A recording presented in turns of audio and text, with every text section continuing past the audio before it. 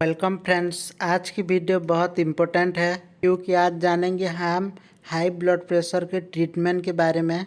जैसे कि आपके घर में किसी व्यक्ति का हाई ब्लड प्रेशर हो गया तब आप क्या कर सकते हैं उस बारे में जानेंगे, और आप कैसे पता कर सकते हैं हाई ब्लड प्रेशर होने से उसका साइन एंड सिम्टम क्या होता है उसके बारे में भी जानेंगे।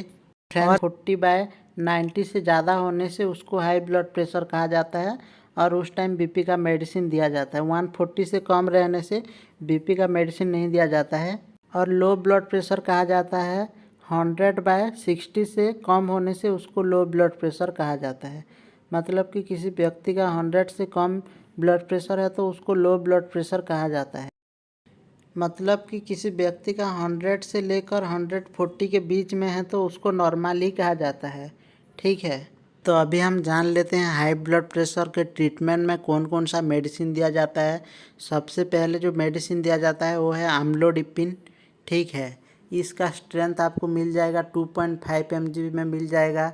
5 mg में ये रहता है और 10 mg में रहता है, तीनों फॉर्म में अवेलेबल रहता है। ठीक है, तो यह डॉक्टर डिसाइड करते हैं कि व्यक्ति को कितने mg का देना चाहिए, क्योंकि वो ब्लड प्रेशर कितना है वो देख के मेडिसिन दिया जाता है।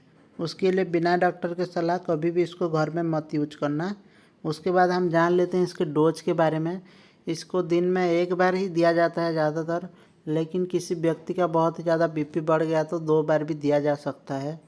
और इस टैबलेट को खाने के बाद ज़्यादातर दिया जाता है, लेकिन खाली पेट से खाने से भी होता है, कोई प्रॉब्लम नहीं है। ठीक है, और जो हमारा दूसरा मेडिसिन होता है वो होता है लोसार 10।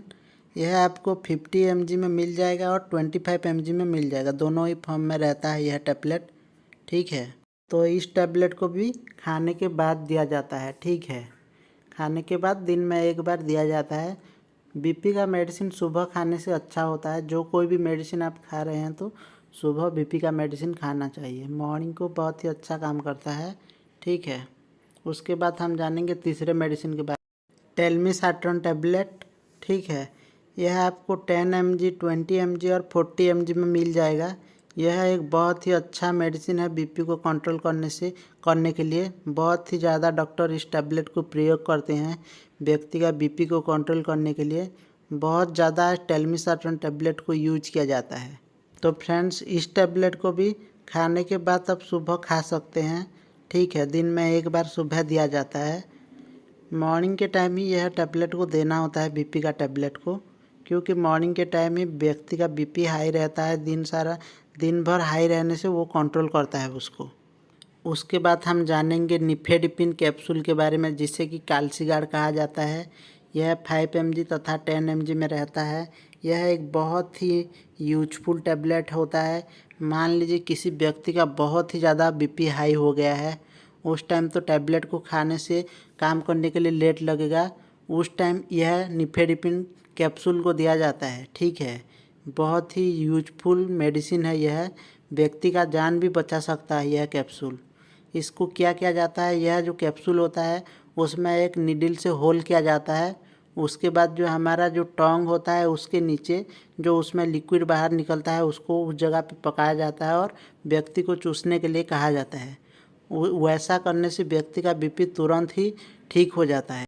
और इस कैप्सूल को नॉर्मली भी यूज किया जाता है, मुंह से भी खाया जाता है, कोई प्रॉब्लम नहीं, दिन में एक बार दिया जाता है। ठीक है, तो फ्रेंड्स, ये था हाई ब्लड प्रेशर को कंट्रोल करने के बारे में कुछ जानकारी।